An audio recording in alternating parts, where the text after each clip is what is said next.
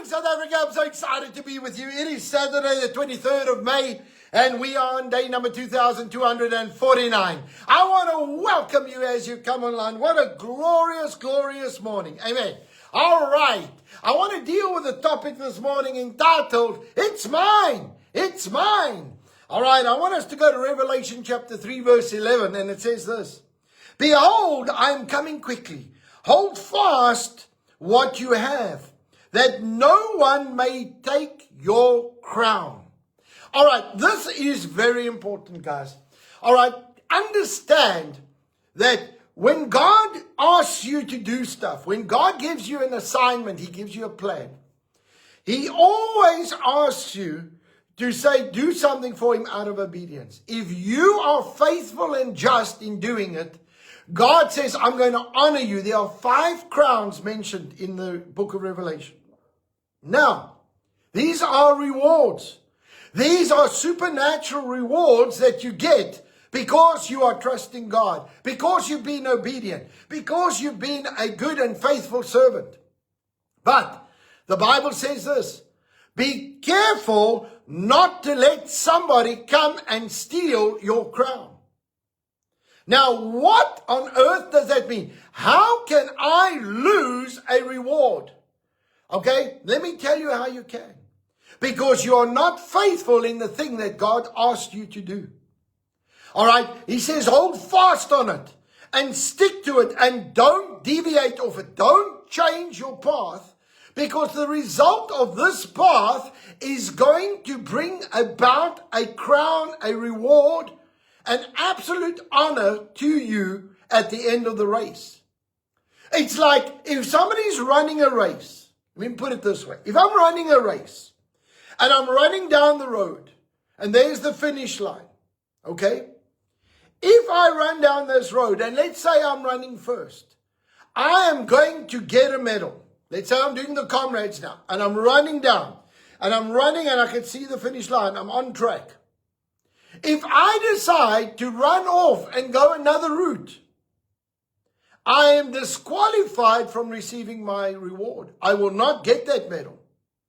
All right, they will call it cheating or whatever, but I have deviated off the route that was initially set for me.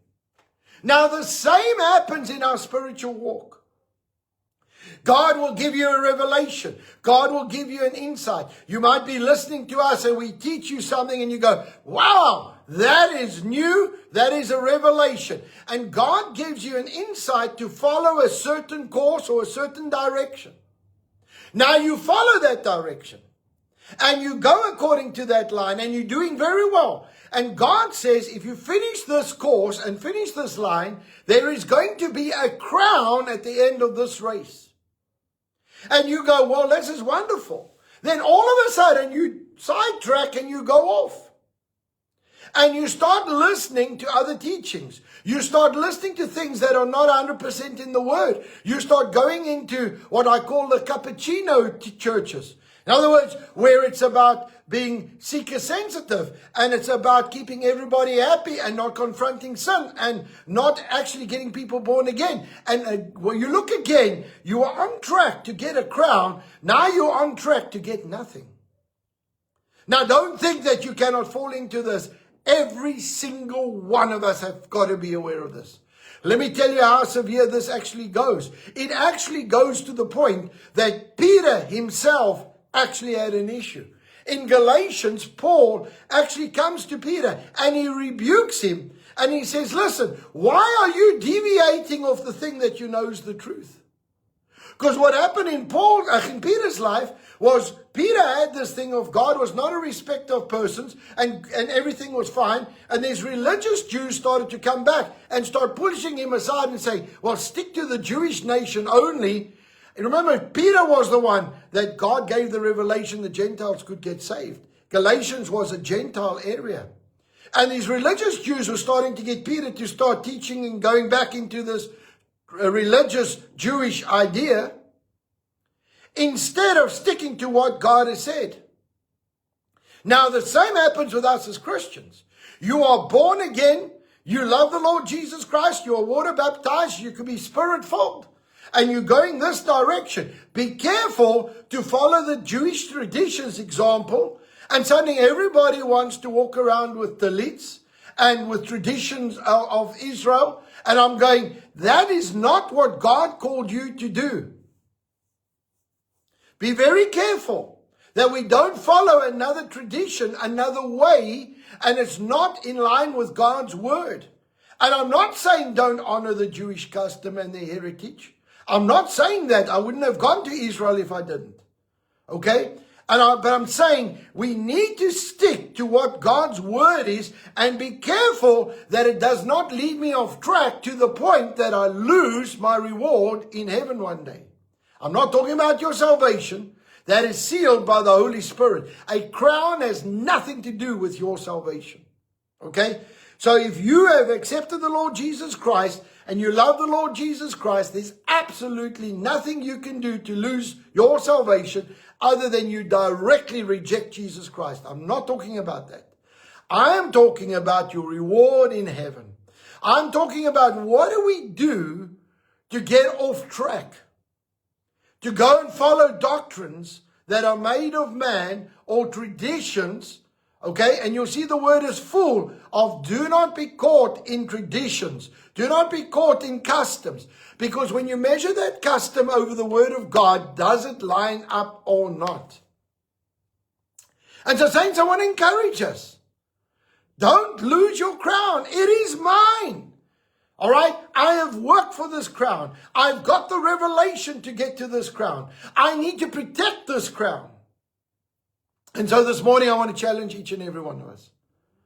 Are you allowing God to work in you? Are you allowing God to come and minister to you? Are you allowing God to come and minister to you to such a way that you've got people around you and saying, just correct me if I start going off track. If I ever do something unscriptural, please correct me. And let me tell you something, I have those around me. And let me let you into a massive secret. There have been many times where they've come to me and said, what you've just said is incorrect. And I don't just mean scripturally. I might sit down and say, listen, I'm going to trust God for something, and I say something contrary to what we said we were going to trust God for. Let me give you an example. The other day was a good example. Let me confess in front of everybody. All right, let me explain what I'm talking about.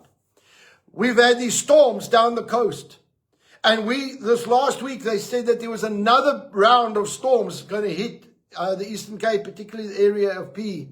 And we declared on Monday that we are not going to have these storms. I got together with some of the guys in PE and we said, we are going to pray over this area. We're going to stand together. We started to pray.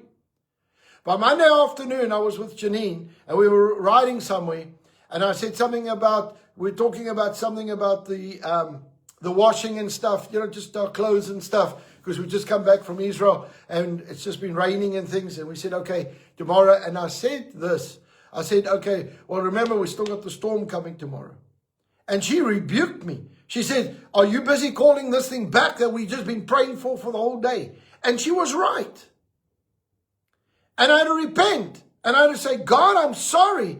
There was a tongue slip. My faith is still against it, but I said something that counteracts it. I could be deviating of what God wants us to do. And we prayed, and guess what? No storm hit us. It turned before it got here and it went out to sea.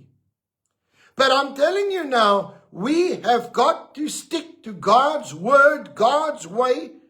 And it's so quick and easy to get sidetracked. Because we're watching social media, we hear this latest review, and the next second this sounds so great that we run off. Be careful. Always test it to the word of God. Amen. All right, so I am fighting for my crown. I'm holding on to it. It is mine in Jesus' name. So on the night that Jesus was betrayed, he took bread and broke it. He said, this is my body that was broken for you. Take in remembrance of me. He took the cup. He said, this is my blood that was shed for you. Take in remembrance of me. Lord, we come before you this morning. We ask you, please, to forgive us of any wrongdoing, any wrong thought, any wrong action, any wrong motive, any wrong intention. Father, I pray right now that you are going to move by your Spirit in a mighty way in Jesus' name. Thank you, Lord, that you are in control, that you love us so much. And Lord, I pray right now that you are going to bring us to that place of destiny and purpose. But God, I pray that you are going to have those around us, and Lord, your Holy Spirit prompting us to help us to stay on track in Jesus' name. Lord, that we will finish strong and we will finish well in Jesus' name. Father, I pray for your Spirit to minister to us and absolutely move in our lives in Jesus' name. And Lord, I pray that as we take of the elements right now, that you'll make yourself so real to us in Jesus' name. And everybody said, amen and amen. Let's partake together.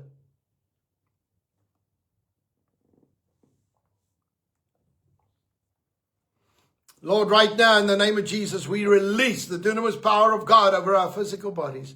We thank you, Lord, for a healing power of God to flow right now in Jesus' name. And everybody said, amen and amen. Well, folks, I want to bless you this morning. I want to tell you what a glorious Saturday morning it is. It's a beautiful sunny day here in PE. All right. So I want to get out into the sun a bit. I need a little bit of that vitamin D. All right. So, firstly, I've got three things. One, I want to remind you about our prayer.